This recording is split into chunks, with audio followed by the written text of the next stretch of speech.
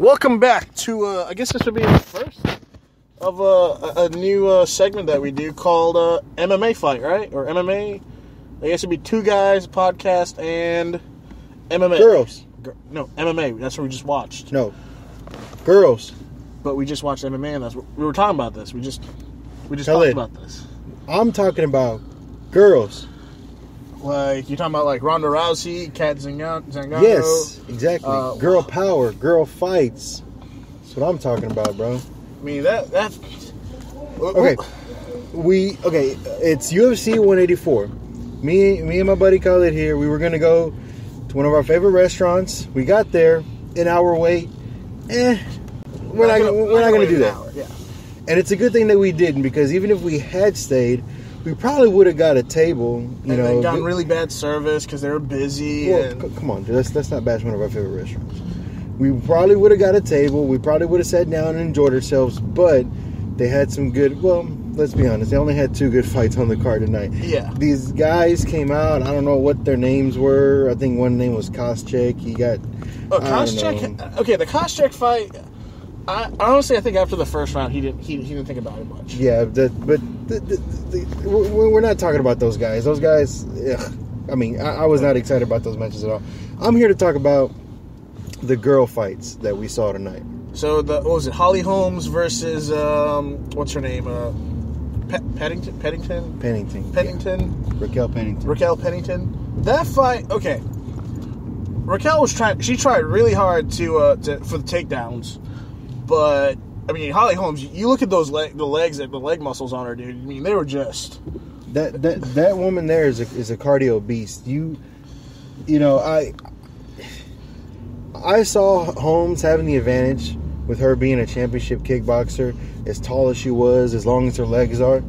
And she proved that she could knock you out with a kick. Dude, those were some heavy kicks. Yeah, but Pennington was just a little bit too quick on the defense. Yeah, she played a good defensive game. Not a lot of offense in her game. Well, you can't. It's hard to get offense in with somebody like Holmes. I mean, that is true. She's been doing it for years. I mean, what was her record? 33-2-3. She's an 18-time boxing champion. That is true.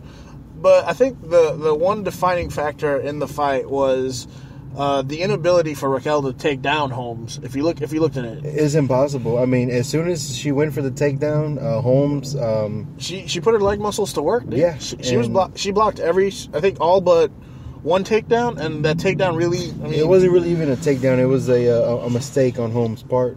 Well, no, it wasn't a mistake because she got where she wanted to be, but she couldn't connect with the kick. Pennington picked her arm up and grabbed her leg, and that I think right there, that was like I said, a defining moment. If she would have been able to sweep her other leg from under her, I think that might get on top of her. That might have been the end of the fight. It would have been over. But there was about 2 or 3. I wouldn't say botches, but missed opportunities. Yeah, they were very, very close missed opportunities where Pennington could have capitalized, but she didn't. I mean, overall, it was a good 3-round fight. Went the distance.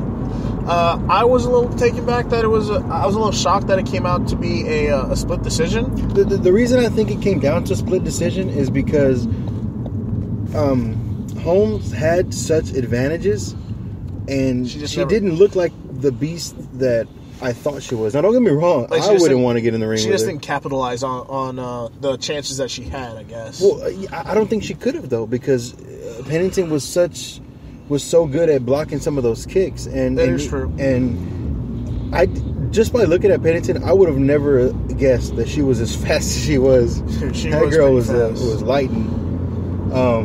But yeah, that was a really good match. It was a split decision. Like I said, I think it came down to a split decision because Holmes didn't capitalize as like the advantages that she had, the reach advantage, I guess the strength advantage, the speed advantage.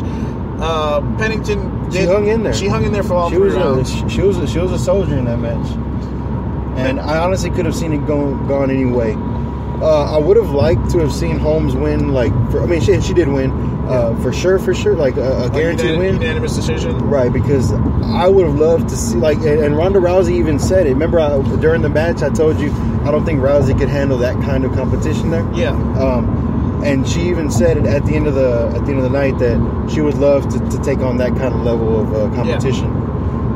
So yeah, that was a good fight, and it looks like we're running out of time. Let's take about 14 seconds to talk about this next this next fight. How thick are you? Cat Zingano versus Ronda Rousey. Okay, we said two things coming into this fight, that we're going to see something awesome happen in it, and it's going to be satisfying in a way. Exactly. No matter what happens.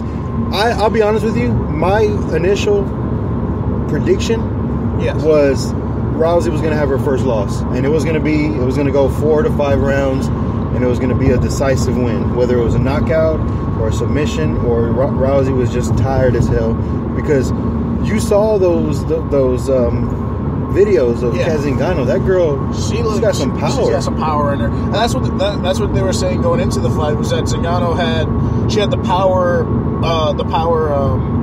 stacked in her favor. Game, yeah, she had that over Rousey. Strength, the striking. Exactly. And what we see right off the bat was Zingano go in for, I guess it was like a flying knee almost. Right. A high knee, more or less. Which, honestly, I think she connected to an extent where she could have had the victory if it was anybody else. If it was anybody else Rousey. but Ronda. Yeah, exactly. And then even after she connected with the knee, I thought she had her with a chokehold.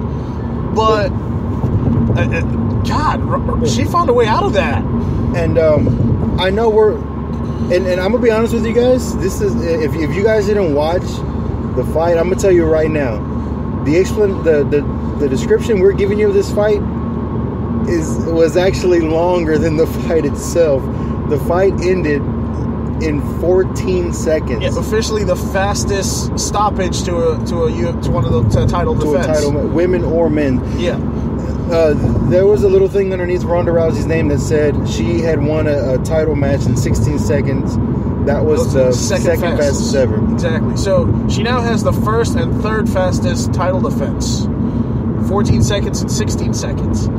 But I mean that arm, she's able to apply the arm bar from so many different positions, which is just ridiculous. She's kind of like the Roderick Strong arm bars. I mean, it was just, because literally she applied the arm bar from, I guess it's like a reverse arm bar almost. Yeah, and you know what? And Rousey even said at the end of the match that she didn't. She said she's been working on it, but didn't expect to have to apply it in that. Yeah, like that position was not in an ideal position. God, it was just. I'll put it like this: if you're an MMA fan and you missed the fight, you gotta go on YouTube, go somewhere. You gotta watch that match. I mean, it was only that fight. It was only 14 seconds long. And the reason why we're talking girl fight, girl power is because I don't know what it is. These guys, they're physical specimens. These guys can do all kinds of crazy stuff in the ring, but when it comes to the girl fights, octagon, they're just not the ring. Octagon. You say octagon. You know what I mean. You know what I mean. The octagonal ring, whatever. The girl fights, and I don't know. A girl power. It's got me. Girl power. I think they're more entertaining, and they put more out there because I think they're working harder to prove that they belong in a sport that's dominated by men. Or then again, maybe that's just how girls fight. Dude, if that's how chicks fight, I'm terrified now. What the hell's that? Oh, that's my new notification. Is that our playoff music that we're done? No, that's my new ringtone on my new Galaxy S5. No marketing. We don't promote them. But I mean, on my new Galaxy S5, I downloaded a ringtone, the Mockingjay whistle. Back to the MMA fights, the UFC 184. I think so. Overall, on the fight card, it's your typical UFC fight card. There's a couple good fights, couple disappointing fights. I know you were trying to get me off of a couple of the guy fights, the Koscheck fight, which... Well, I mean, this is girl power. No, we're just talking about MMA fights, dude. It's girl power. No, it's MMA fights. We even talked about... No, we're doing MMA fights. Okay, you can do MMA fights. I'm done with this. Anyway, girl power. Ronda Rousey is now my Woman Crush Wednesday, come Wednesday. The Koscheck fight was okay. I think after the first round, I think he got rocked, and he didn't want to admit that he got rocked, and he just wasn't there anymore. I don't even remember the other fights now. That Ronda Rousey fight still stuck with me. 14 seconds. 14 Holy seconds, crap. guys. We'll probably be doing more of these for every UFC pay-per-view. We've already established that we're going to watch every Ronda Rousey pay-per-view. And we're definitely doing the next UFC fight, UFC pay-per-view. Definitely going to watch that one. That's Pettis versus some other guy. I forgot his name, but that fight looks. All I know is that dude looks like a Jamaican break dancer. That fight's looking pretty good right now, actually. Yep. So we'll be back hopefully with a better format. Sorry for any noise that you guys are hearing. We are driving at the moment. But see ya. Later. I gotta stop this.